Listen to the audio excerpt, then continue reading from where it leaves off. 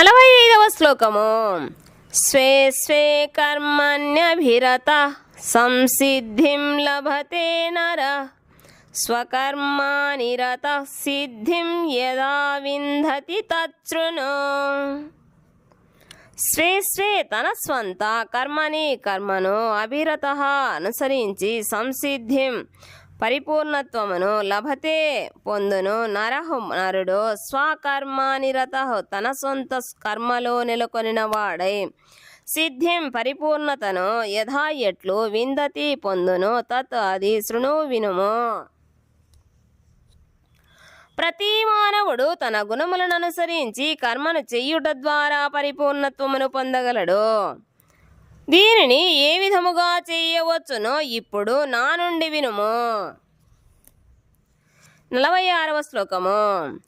యతః ప్రవృత్తిర్భూతానాం యేన సర్వమిదం తతం స్వకర్మణా తమభ్యర్చ్య సిద్ధిం విందతి మానవః. యతః యవ్వని నుండి ప్రవృత్తి ఉద్భవము భూతానాం సర్వజీవుల యొక్క ఏనా ఎవరిచే సర్వం ఇదం సమస్తము ఈ తతం వ్యాపించబడినదో స్వకర్మణ విద్యుక్త కర్మలను తం దేవాదిదేవుని అభ్యర్చ అర్చించుట ద్వారా సిద్ధిం పరిపూర్ణత్వమును విందతి పొందును మానవుడు. సమస్త జీవులకు మూల కారణము సర్వవ్యాపకుడైన భగవానుని స్వకర్మ నిర్వహణతో అర్చిస్తూ మానవుడు పరిపూర్ణత్వమును పొందగలడు. భాష్యము.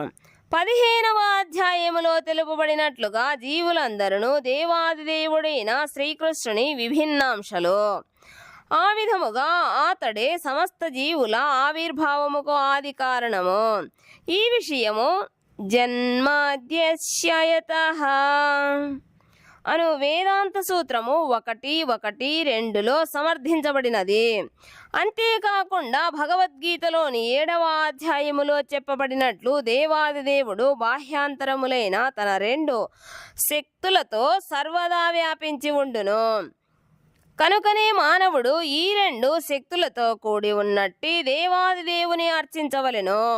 సాధారణముగా వైష్ణవులైన భక్తులు అంతరంగ శక్తితో కూడిన దేవాదిదేవుని అర్చింతురు. అతని అట్టి అంతరంగ శక్తి యొక్క వికృత ప్రతిబింబమైన బహిరంగ శక్తి పూర్వరంగము వంటిదైనను దేవాదిదేవుడైన శ్రీకృష్ణుడు మాత్రము తన స్వరూపాంశైన పరమాత్మగా సర్వత్రా నిలిచి ఉండును. అనగా శ్రీకృష్ణుడే సర్వదేవతల మానవుల జంతువుల హృదయములలో నెలకొనినట్టి సర్వాంతర్యామి. ప్రతి ఒక్కరూ ఈ విధముగా దేవాదిదేవుని అంశ అయినందున అతనికి సేవ చేయుట తమ కర్తవ్యమని భావించవలెను. ప్రతి ఒక్కరును పూర్తి కృష్ణ చైతన్యములో శ్రీకృష్ణ భగవానుని భక్తియుక్త సేవలో నెలకొనవలనని ఈ శ్లోకములో ఆదేశించబడినది.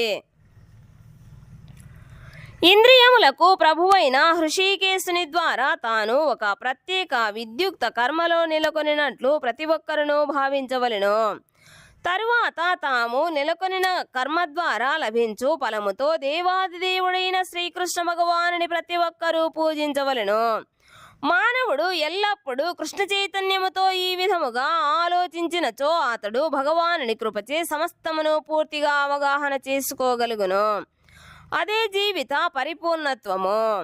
భగవద్గీత 12:7వ శ్లోకములో తేషామహం సముద్ధర్త అని భగవానుడు చెబుతుండెను.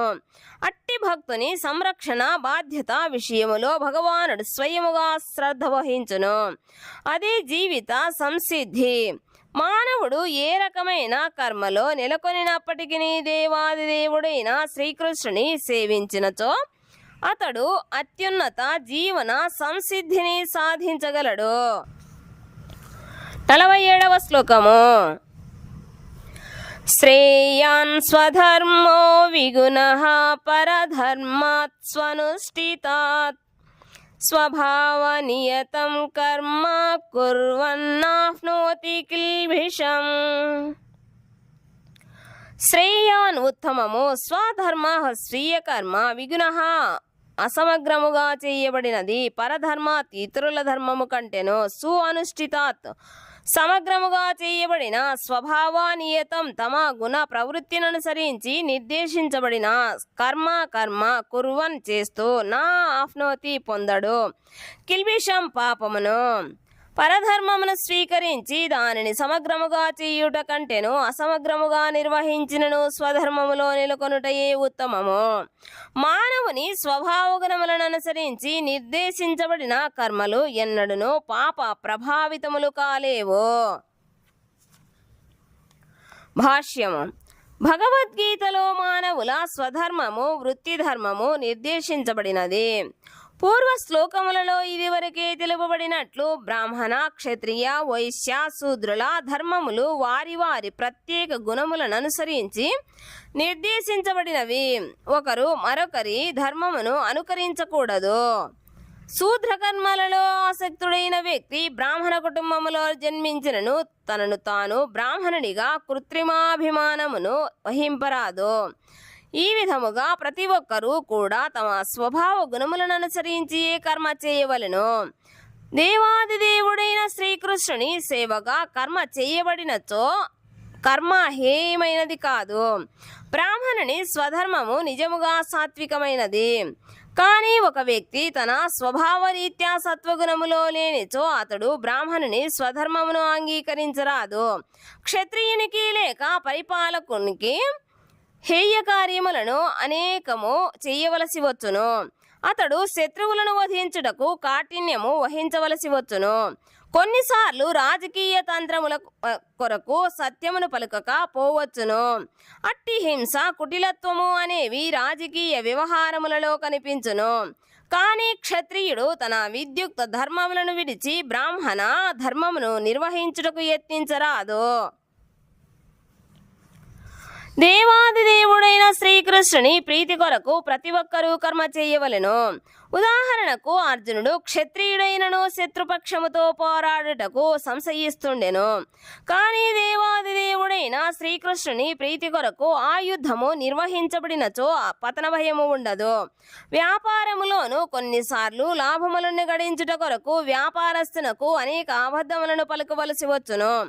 అతడు అట్లు చేయనిచో వ్యాపారములో ఎట్టి లాభము లభింపదు.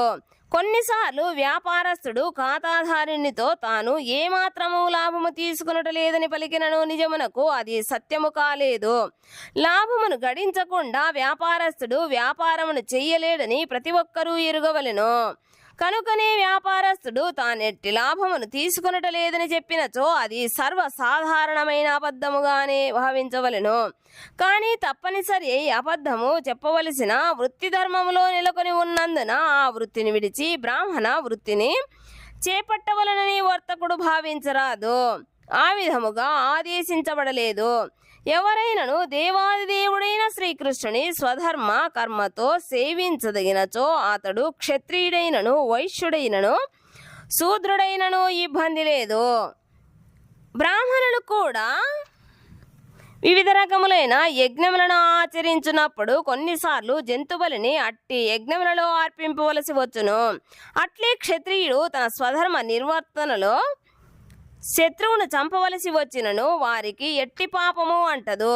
ప్రతి ఒక్కరును యజ్ఞము కొరకు లేక దేవాది దేవుడైన విష్ణువు ప్రీతి కొరకు కర్మ యజ్ఞము చేయవలెను. స్వార్థముతో చేయబడినదేదైనను బంధకారకమగును. 3వ అధ్యాయములో అట్టి విషయములు స్పష్టముగా మరియు సవివరముగా వివరించబడినవి. భగవద్గీత 3వ అధ్యాయము 9వ శ్లోకము. ప్రతి ఒక్కరును తమ ప్రత్యేక గుణమును అనుసరించి వర్తించవలనని దేవాది దేవుని దివ్య సేవ కొరకై వర్తించుటకు నిర్ణయించుకోవలనని తెలుపుటయే దీని సారాంశము. 48వ శ్లోకము. సహజం కర్మ కౌంతేయ సదోషమపి నా త్యజేత్ సర్వారంభా హి దోషేణ ధూమేనాగ్నిరివావృతాః. సహజం పుట్టుకతో కలిగిన కర్మను కౌంతేయ ఓ కుంతి పుత్ర సదోషం అపి దోషముతో కూడినదైనను నా త్యజేత్ ఎవ్వడును విడవరాదు. సర్వ ఆరంభాః అన్ని ప్రయత్నములను హి నిశ్చయముగా దోషేణ దోషముతో ధూమేన పొగతో అగ్ని ఇవ అగ్ని వలె ఆవృతాః ఆవరించబడినవి. అగ్ని పొగచే ఆవరింపబడినట్లు ప్రతి ప్రయత్నము కూడా ఏదో ఒక దోషముతో ఆవరించబడి ఉండును. అందుచే ఓ కౌంతేయ, దోషముతో కూడి ఉన్నను తన సహజ కర్మను ఎవ్వడును త్యజింపరాదు. భాష్యము. బద్ధ జీవితములో సర్వకర్మలు భౌతిక ప్రకృతి త్రిగుణములచే కలుషితమై ఉండును. బ్రాహ్మణుడైనను జంతువధతో కూడిన కొన్ని యజ్ఞములను నిర్వర్తించవలసి వచ్చును. అట్లే క్షత్రియుడు ఎంతటి పుణ్యాచరణుడైనను శత్రువుతో పోరాడవలసి వచ్చును. అతడు దానిని విడుచుటకు వీలు లేదు. అట్లే వైశ్యుడు ఎంతటి ధర్మాత్ముడైనను తన వ్యాపారమును కొనసాగించుట కొరకై తన లాభమును రహస్యముగా ఉంచవలసి వచ్చును. లేక కొన్నిసార్లు అతనికి నల్లబజారులో వ్యాపారము చేయవలసి వచ్చును. ఇవన్నీ తప్పకపోవచ్చును, ఒకరు తప్పించుకొనుటకు వీలు లేనివి. అట్లే శూద్రుడు దుష్టుడైన యజమానుని సేవించునప్పుడు చేయకూడని కార్యమును కూడా యజమానుని ఆజ్ఞ మేరకు నెరవేర్చవలసి వచ్చును. అనగా దోషములతో కూడి ఉన్నప్పటికీ మానవుడు తన స్వభావము నుండే జనించుట చేత స్వధర్మమును తప్పక కొనసాగించవలెను. ఈ విషయములో ఒక చక్కటి ఉదాహరణ తెలుపబడినది. అగ్ని పవిత్రమైనను దాని నుండి పొగవచ్చును, అయినను ఆ పొగ అగ్నిని అపవిత్రము చేయబోదు. అగ్ని పొగను కలిగి ఉన్నను పంచభూతములన్నింటిలోకి పవిత్రమైనదిగా పరిగణించబడును. ఎవరైనా క్షత్రియుడు తన ధర్మమును విడిచి బ్రాహ్మణ ధర్మమును చేపట్టదలిచినచో ఆ బ్రాహ్మణ ధర్మములో దోషకర్మలు ఉండవని భావించుటకు అవకాశము లేదు. దీనిని బట్టి భౌతిక జగత్తులో ఎవరునూ భౌతిక ప్రకృతి ప్రభావముల నుండి పూర్తిగా విడువడలేరని నిర్ధారించవచ్చును. కనుకనే ఈ సందర్భములో ధూమాగ్నుల ఉదాహరణ ఎంతో ఉచితము. చలికాలములో అగ్ని నుండి వేడిని పొందుట కొరకై యత్నించినప్పుడు కొన్నిసార్లు అందులో నుండి పొగ బయటకు వచ్చి కన్నులకు మరియు ఇతర శరీర అవయవములకు ఇబ్బందిని కలిగించును. ఇట్లు ఇబ్బందులు కలిగే పరిస్థితులు ఉన్నప్పటికీ మానవునకు అగ్నిని ఉపయోగించుకోవలసి వచ్చును. అట్లే ఇబ్బందిని కలిగించు విషయములు ఎన్ని ఉన్నను ఎవ్వరును స్వధర్మమును విడవరాదు. అంతేకాకుండా వారు కృష్ణ చైతన్యములో తమ స్వధర్మమును నిర్వర్తిస్తూ దేవాదిదేవుని సేవించుటకు దృఢనిశ్చయుడై ఉండవలెను. అదే పరిపూర్ణత్వపు స్థితి. ఏదైనా స్వధర్మము పరమ పురుషుడైన శ్రీకృష్ణ భగవానుని ప్రీతి కొరకు నిర్వర్తించబడినప్పుడు ఆ ప్రత్యేక వృత్తి ధర్మములోని దోషములన్నీ పవిత్రీకరించబడును. ఆ విధముగా భక్తియుక్త సేవలో కర్మఫలములు పవిత్రమైనప్పుడు మానవుడు ఆత్మదర్శనములో పరిపూర్ణుడగును. అదే ఆత్మానుభూతి అనబడును. 49వ శ్లోకము. అసక్త బుద్ధి సర్వత్ర జితాత్మా విగత స్పృహః నైష్కర్మ్య సిద్ధిం పరమాం సన్యాసేనాధిగచ్చతి. అసక్త బుద్ధి, అనాసక్తమైన బుద్ధి కలిగిన వాడై సర్వత్రా జితాత్మ మనోనిగ్రహము కలిగి విగత స్పృహ భౌతిక వాంఛలు లేనివాడు. నైష్కర్మ్య సిద్ధిం కర్మఫలము లేని కర్మసిద్ధి. పరమాం ఉత్కృష్టమైన సన్యాసేన సన్యాసము ద్వారా అధిగచ్చతి పొందును. ఆత్మనిగ్రహము కలిగిన వ్యక్తి అనాసక్తుడు. సమస్త భౌతిక భోగములను త్యజించునట్టి వ్యక్తి సన్యాసాభ్యాసము ద్వారా కర్మఫల విముక్తిలో అత్యున్నత పరిపూర్ణత్వ స్థితిని సాధించగలడు. భాష్యము. మానవుడు తాను దేవాదిదేవుడైన శ్రీకృష్ణ భగవానుని అంశనని దానితో తన కర్మఫలములను అనుభవించుటకు తనకు ఎట్టి అధికారము లేదని భావించుటయే నిజమైన సన్యాసము. నిజమునకు అతడు పరమపురుషుని అంశభాగమగుట చేత అతని కర్మఫలములన్నింటినీ పరమపురుషుడే అనుభవించవలెను. అదే నిజమైన కృష్ణ చైతన్యము.